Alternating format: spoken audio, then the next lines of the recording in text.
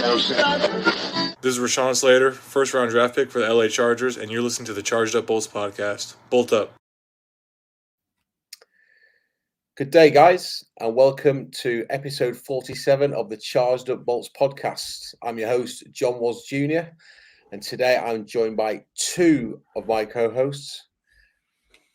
Mr. Bermudez is currently away, having his house rebuilt. He's got no internet, no electricity, no running water, so he's kind of like back in the 1900s at the minute, but I'm sure he'll be tuning in from 4G somewhere up in the north west of England. So first up, we're going to go to the southeast of the UK and Mr. Dan King.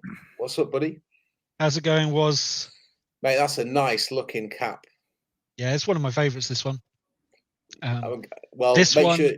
and the black draft cap from a couple of years ago, they're the top two. Well, make sure that I'm going to say, make sure you don't let Bez get hold of that because he'll be eating it. Fair. And there we go. Here's a man over at the Herbert Hangar with his buddy over his left-hand shoulder. How's it going, John? Going well. Going really well. Yes, the Nomeo Grace is always around. He's everywhere and nowhere. Mysterious. But it's great to talk to you again. I mean, that's 2 days in a row. We had a great conversation yesterday with the guys from the Raider Take podcast, some good inside information. So if you guys are watching live now or listening to the podcast, be sure to go and check out that special episode.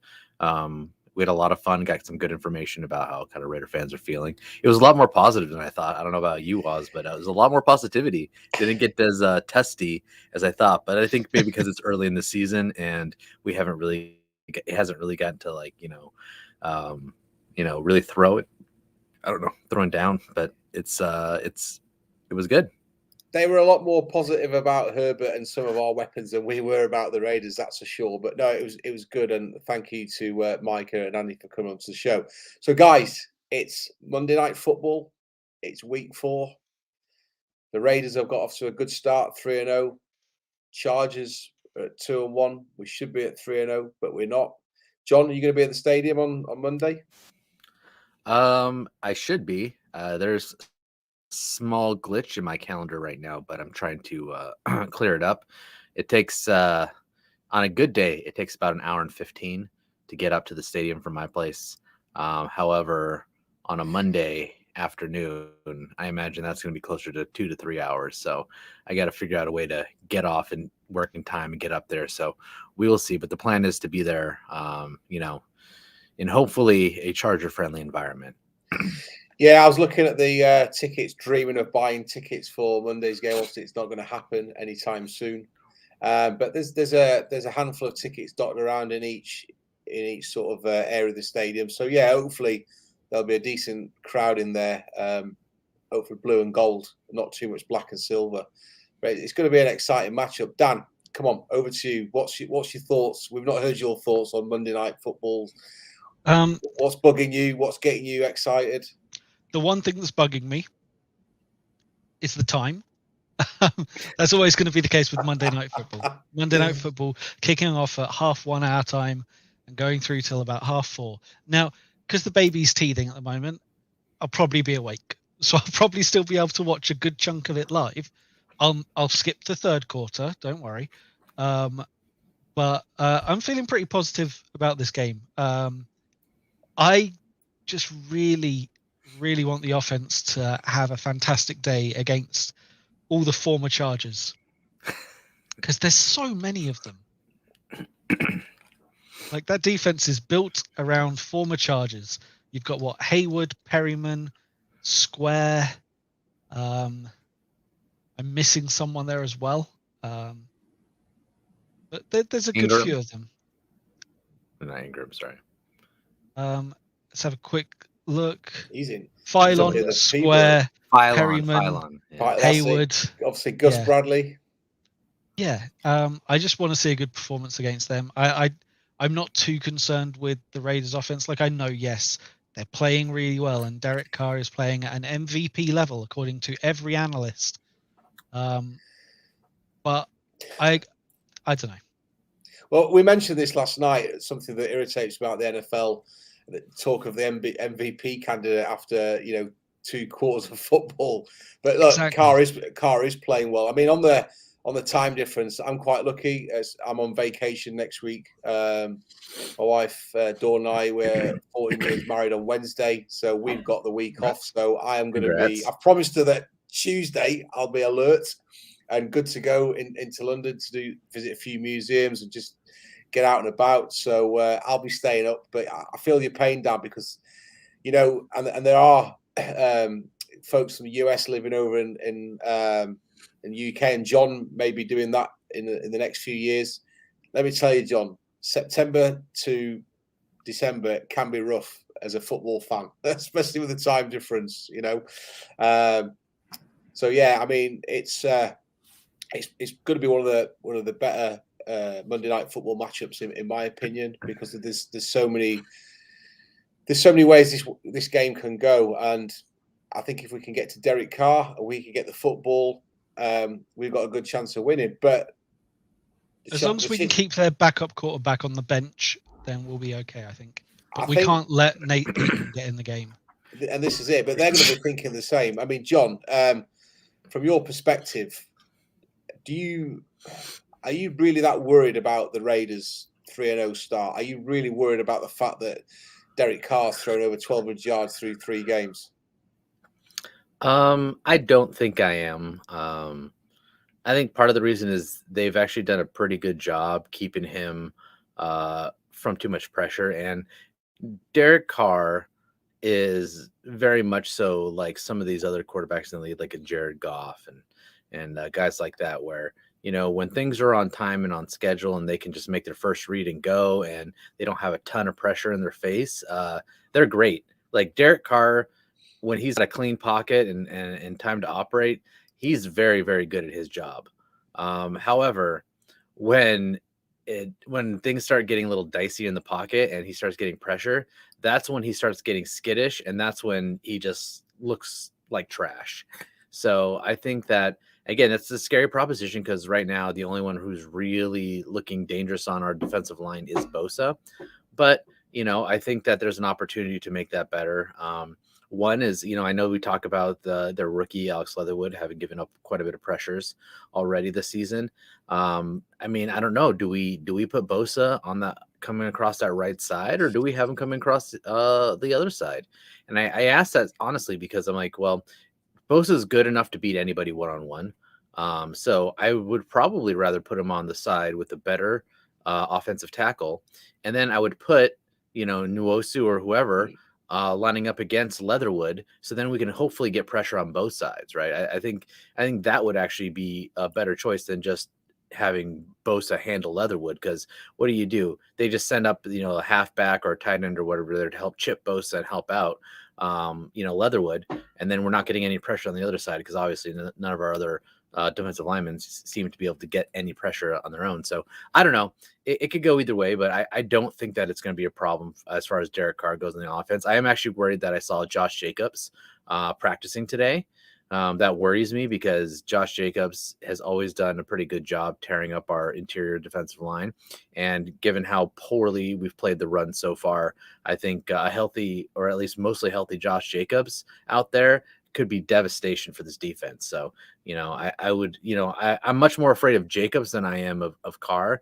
So we'll have to see how that plays out. I think I'd feel that way about almost any running back, let alone a good running back like Josh Jacobs. I mean, look, we'll come on to that then, Dan. Run defense is a question for you both. Can we continue to play with 2 high shells, a light box, and allow teams to run at us, knowing that we can contain the pass? We've kind of got away with it in the first 3 games of the season, even though we've given up nearly 510 yards on the ground. I think it's the highest, but we're still 2-1. And sometimes when you look at the box score, things get skewed. You need to strip that back and actually look at what's happening over 60 minutes. I mean, John, can we continue to do this? Staley is very clever, and Ronaldo Hill's been brought in for a reason. But is this something we can live with going down the stretch? I mean, I honestly don't think that it's something that you can do for a full season, and there's a lot of people talking about, hey, this will be a different defense when Justin Jones is back and healthy and ready to go. And maybe, I mean, he's looked good. And he looks like he could be a difference maker up front, hopefully, but we don't know. So, I mean, obviously it's a wait and see scenario to see kind of how it plays out. But at the end of the day, in this league, it's a passing league. And if we can hold down opposing quarterbacks and make them look mortal and cause them to make mistakes, and our defense can at least slow the run down a little bit, I think that's fine. Especially if our offense starts to, keeps looking like they looked against Kansas City again. Who knows if our red zone offense is really fixed. Everybody has looked good in the red zone against the Chiefs. They're 11 of 12 for red zone defense, meaning 11 different times they've allowed a touchdown, and only one time of the 12 times that a team's made it down there have they not actually allowed a touchdown.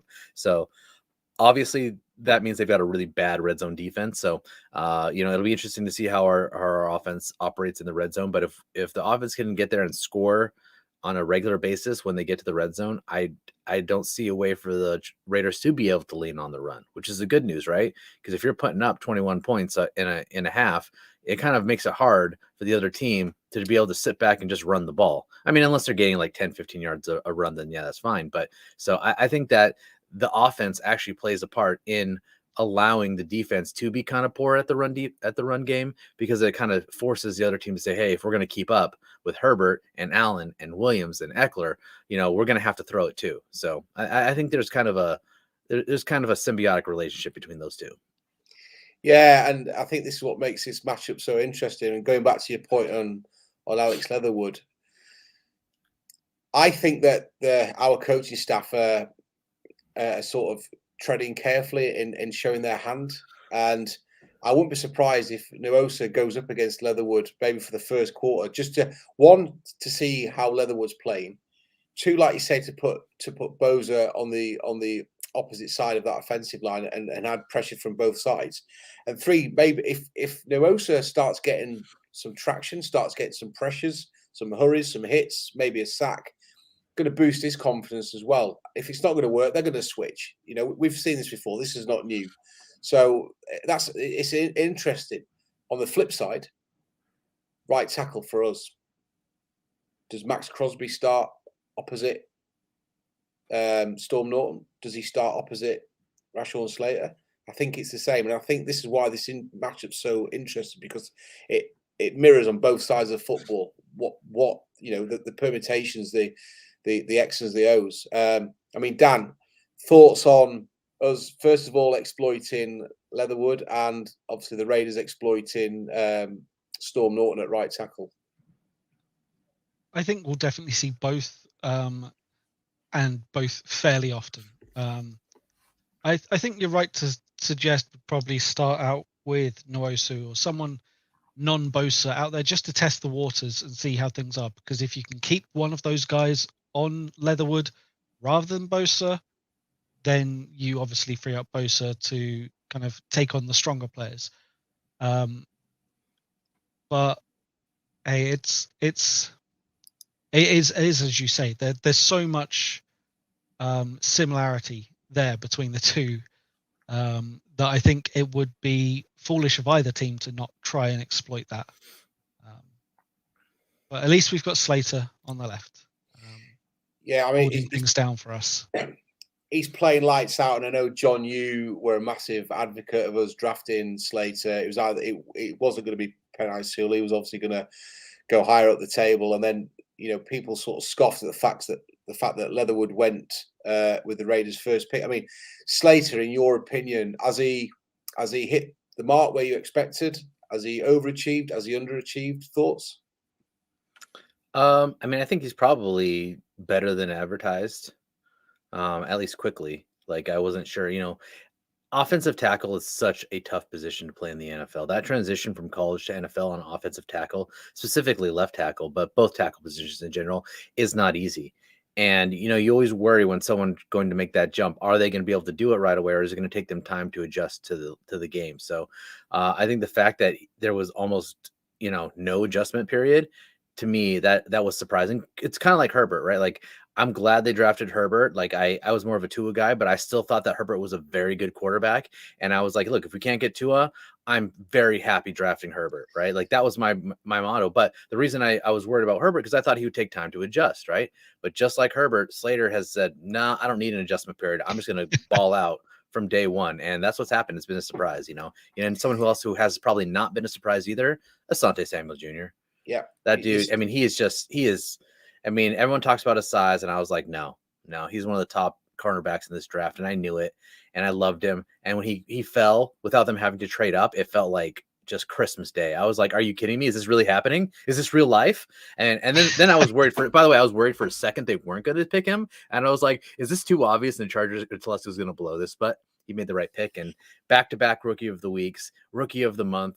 I mean, he's just on fire, and he looks every bit better than advertised. And it just, I mean, could you imagine not having a first and second round pick as good as ours? I mean, I would be like, fire my GM if I didn't have 2 top 10 rookies in my draft. It's always a gamble, isn't it? Look at our 2 first round picks last year. Herbert, lights out. Murray, struggling. I wrote a piece on chargedupbolts.com about Murray in the week. He's got his youth. He's not even 23 yet. He's got time on his hands. He's playing with a superb defensive coordinator, a brilliant head coach. He's got veterans around him. He can learn, but he's got to keep his head up. He can't allow his morale and his mental state to drop. Where you see on the flip side of that, like you said, Slater, Asante Samuel, absolutely brilliant. I mean, I want to see Asante Samuel play in a sustained role alongside Chris Harris. We need Chris Harris back for his leadership and the fact that he knows he's been there, he's seen it, he's done it. But I'm sure Harris will be in that locker room talking to Asante, talking to him in practice and giving him some top tips. And then you've got the other leaders on the field, Derwin James, to bring him on. So I'm really excited about Asante. I'm not particularly worried about Murray. I am disappointed.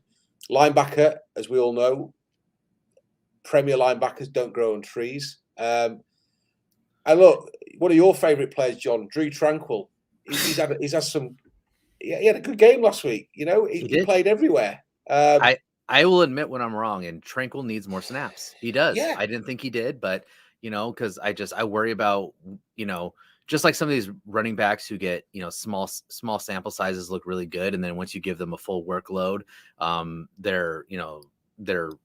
they start making more errors, and you could just tell that they're just over their head. I was worried about the same thing with Tranquil, especially with the long layoff, but he's looked really good. I mean, at this point, he is playing better than Murray, in my opinion. I think Murray's still the more explosive, and a couple times a game, you see Murray explode on and just take somebody out and pretty much end their life. And you're not going to get that with Tranquil, but you're going to get maximum effort out of Tranquil. And I think he's really smart, and his vision has been just top notch. I mean, that's the problem I think with Murray is he's got all the athleticism in the world. He's got all the drive in the world, but I think sometimes he just doesn't see the plays and doesn't see where his assignment's supposed to be. And he gets caught up in the mud, as they say, shooting a gap he shouldn't be. Where Tranquil, I think, he's really good at seeing what's going on and finding the gaps, which is why his tackles and his QB hurries, have looked much nicer than Murray. So I do think I was wrong there right now. I think Murray, again, I don't have any fear either. I agree with you. The coaches, Staley started off as a linebacker coach in Chicago, and he did a great job with that crew. So I have all the faith in the world that Staley can unlock Murray, but I think it's just going to take some more time for him. So I think until that point, you got to have Tranquil in there because he's more of a stabilizing force in the middle, and that's what we need. We have our playmakers, right? We have Bosa, we have James. To an extent, we have Adderley, right? We have explosive playmakers in the middle. Have Asante Samuel. Asante Samuel, yes. I thought that was good without saying he's, but yeah, but we've got the playmakers. So having someone like Tranquil, who's more of a stabilizing force in the middle, I think feels important now versus having another guy who's looking for big plays, which is great. But I just don't think we need the big plays out of Murray. We need someone in the middle who can really hold it down, take the assignment, make the tackle.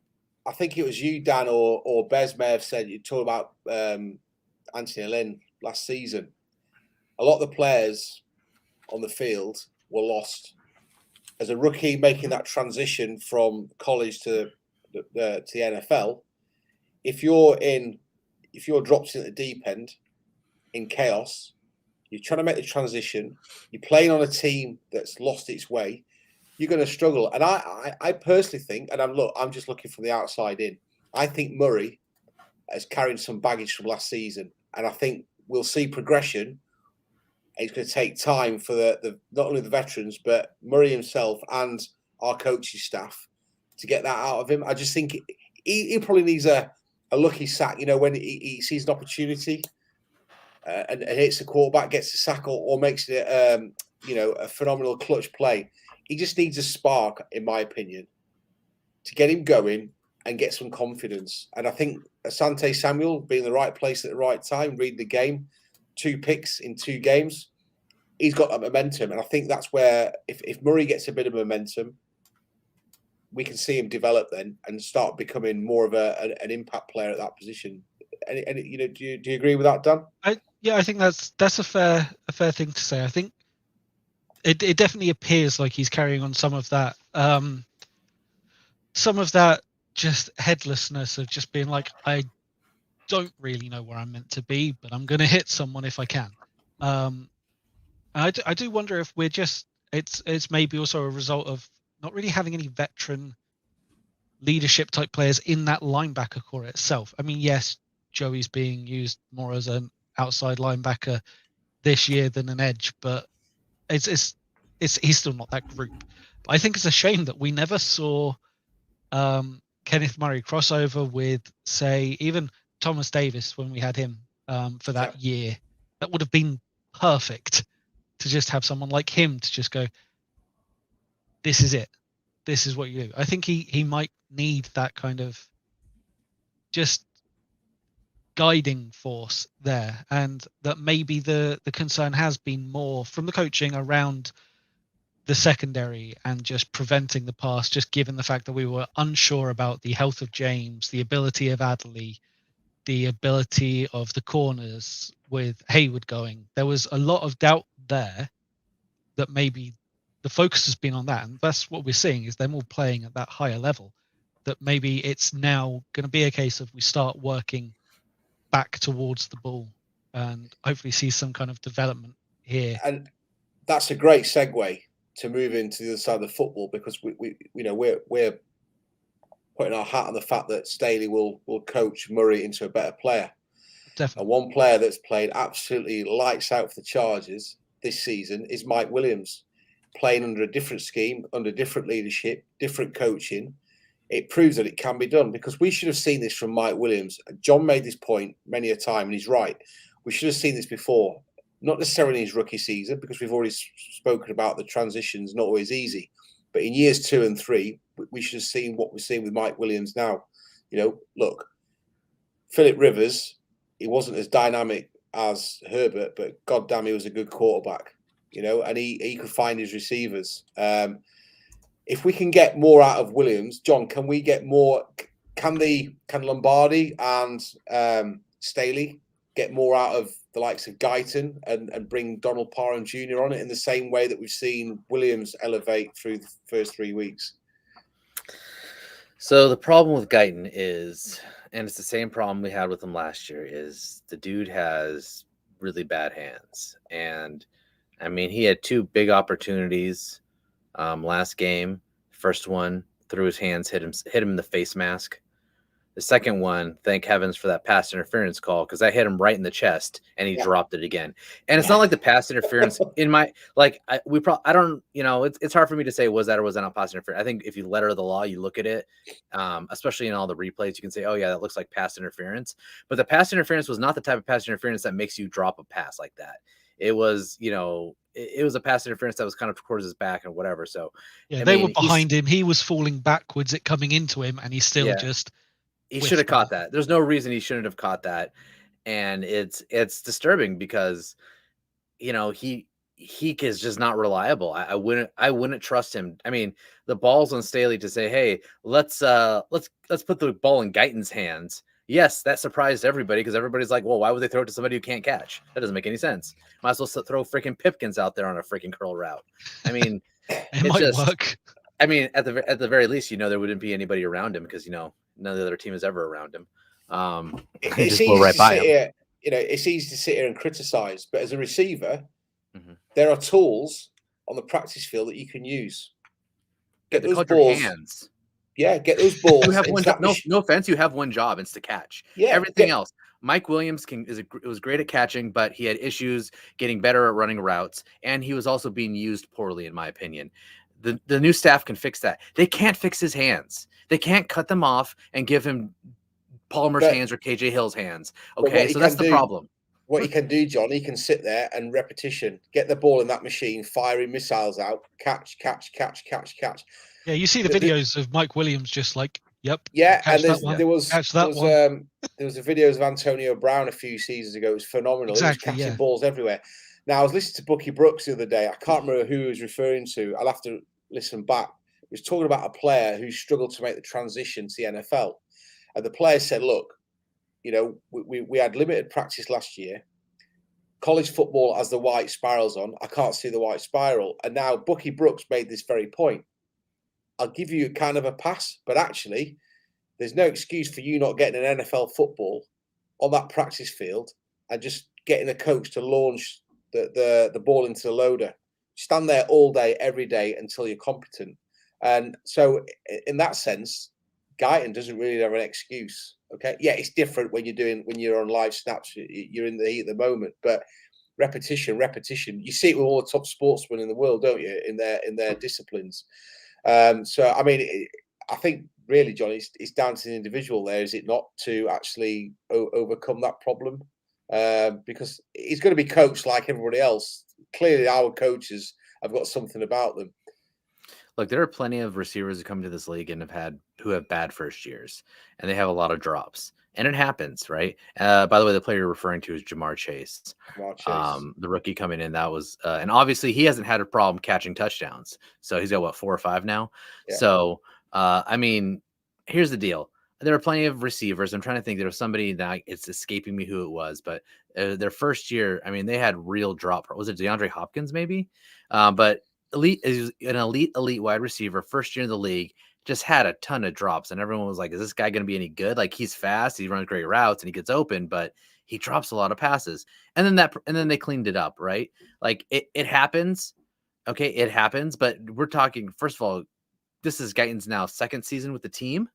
This is his second season, and he's still having bad drop problems. I don't know if it's fixable.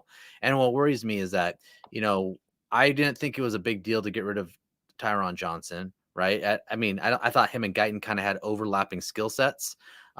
Johnson maybe was a little faster, and I thought Johnson maybe had some slightly better hands, but I thought Guyton was comparable, and he did what we needed him to do on special teams. So I thought, I don't have a problem with it. But if Guyton is going to be unreliable and they're going to use him as much as they do, then I'm going to have a real problem with the fact that they got rid of Tyron Johnson, because Tyron Johnson was a better pure actual pass catcher than Guyton. So, if Guyton doesn't shape it up, we're going to have problems. And where's Josh Palmer in all this, right? Like, where's Paul? I mean, I know we talked about Palmer being potentially a replacement for Mike Williams because he's got similar skill set as Mike Williams, but why are we not using Josh Palmer more and getting him the ball? Because he seems to have very, very reliable hands. I love the way he catches the ball. So I don't know what's going on there either. So it's kind of confusing as to what exactly is going on with that wide receiver 3 position. But I guess it hasn't mattered because you've got Williams and you've got Allen and you've got Eckler. So between the 3 of them, like, kind of soak up like 80% of the passes. So that 20%, I guess you can just be like, we'll just see if Guyton catches it this time. And Jared Cook, he's making catches when he's in snaps. So, it is a competitive area of the team, of the receiver core. But again, and Gabe Neighbors, can't forget Gabe Neighbors. Yeah. But the likes Gabe Neighbors looks pretty good, actually. I'm not joking. I like Gabe Neighbors. That touchdown that was called back was pretty decent. Yeah, right. I was like, all right, Gabe, come on, get some. But it is what I think 50 is our number 1 fullback, though. That's for sure. There's probably going to be a bit more pressure on the likes of Jalen Guyton and there better Palmer, be. They're going to get limited snaps, but they've got to excel and execute when they get that opportunity. And I think that's where the problem comes. And this goes back to Kenneth Murray. If you're gonna, he had a reduced snap count on week 3. Murray did. So now in the back of his mind, he's thinking, I've got to execute. If he's missing tackles and he's getting rotated, this is where the problems occur, and it's not just in football. We see this across different sports.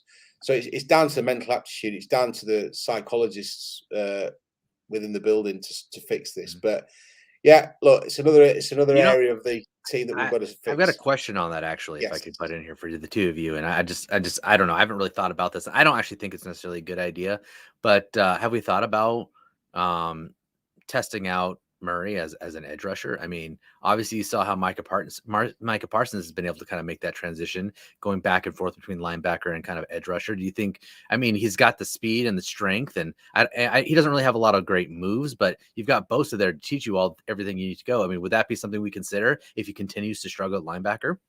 I've got an answer for that, Dan. I'm going to let you go first, and then I'll pitch in after. Okay, I'd love to see it, at least as an experiment. Yeah.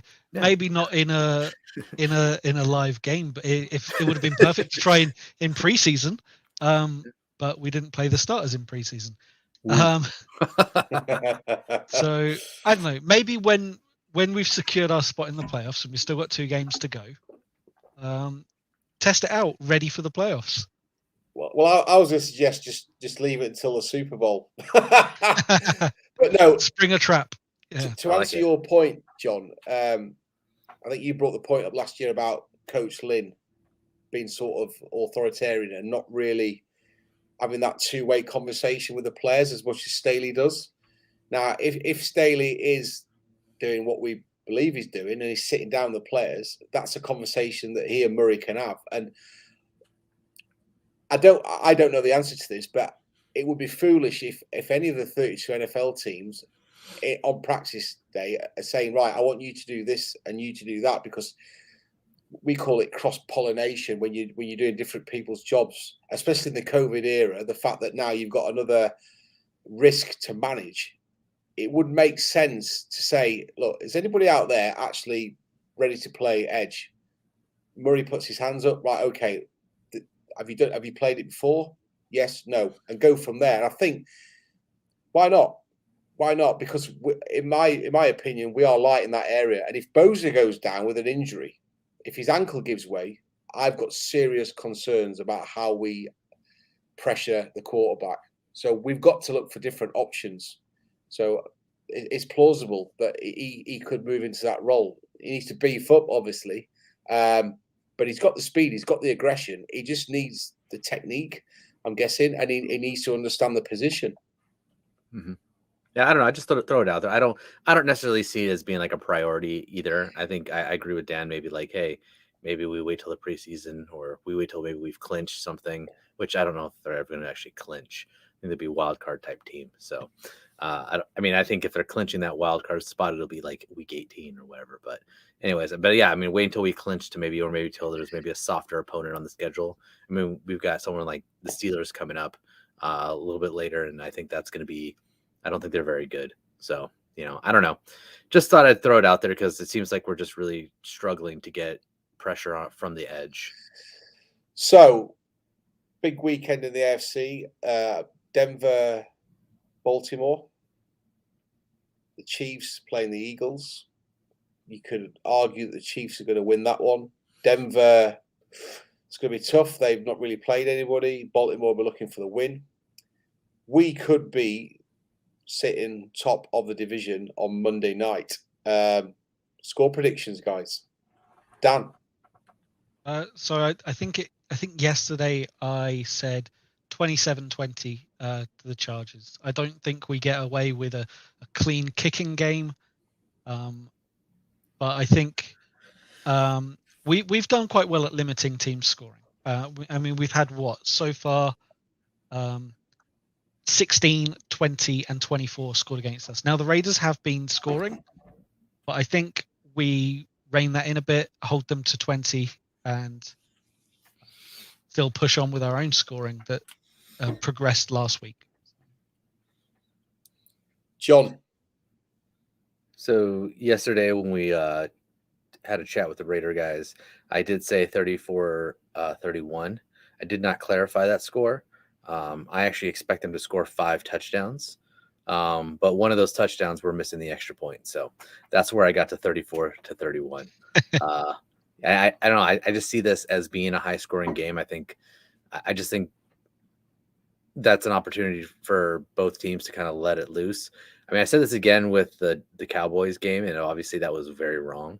So I'm hoping this defense can keep creating turnovers, because it seems like for them to kind of hit that metric of keeping teams, under a certain score, they've really got to at least get a couple turnovers a game. So right now it's working. Right now we're seeing plenty of turnovers, and that's also by design, right? You've got the Chargers out there practicing ripping out balls in drills, trying to force fumbles.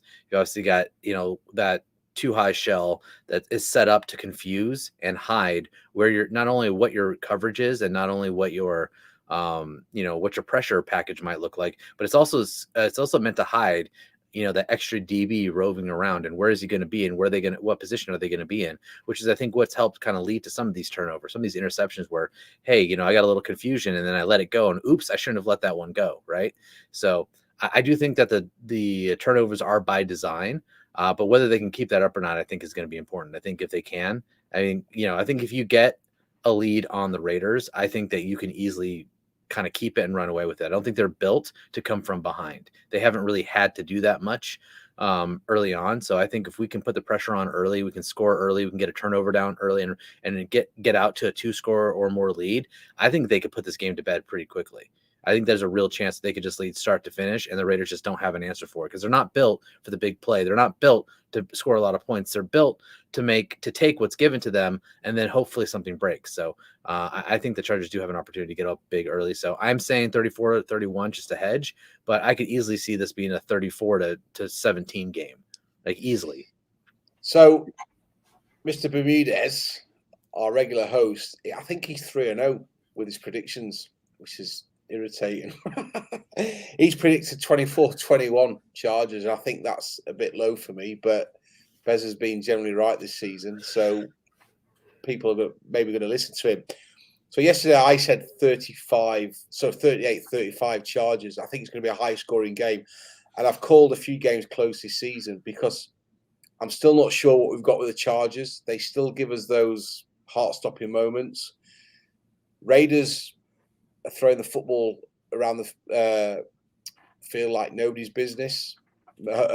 Carr is on for 1,206 yards passing, something ridiculous like that. Receiver core playing lights out. Darren Waller is making plays, but so are we. So I think it's going to be a high-scoring game. I don't think it's going to be any one team taking control. I think we're going to be trading blows. I think it's going to be one of those types of games.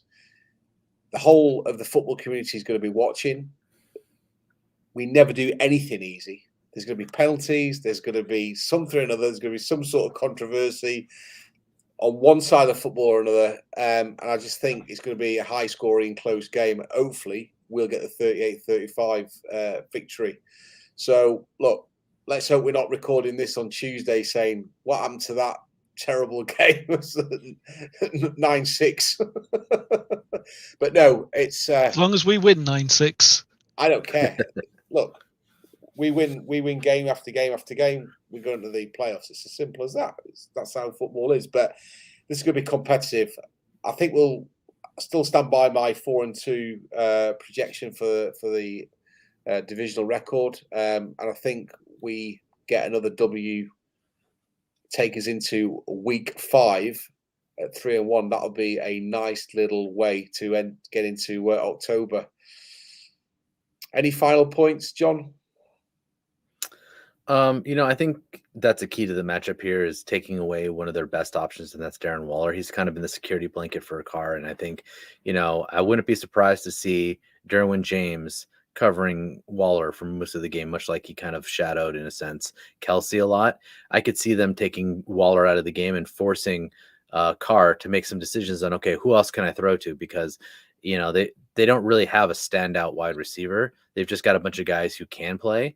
So I think if you take away that number one option, Waller, and if their run game can't get established, I think they're going to have a real tough day. So that's going to be a key matchup for me to watch is who do they stick on Waller, and how well can they keep that from being the easy outlet for Carr? Because if he doesn't have that, I mean, you're going to see a lot of those short 3-and-out drives because he just doesn't have the guys to throw to. So I think that's what I'm going to watch out for. I do think it's a Chargers victory. I'm really bullish on this team right now and their chances. And you know what?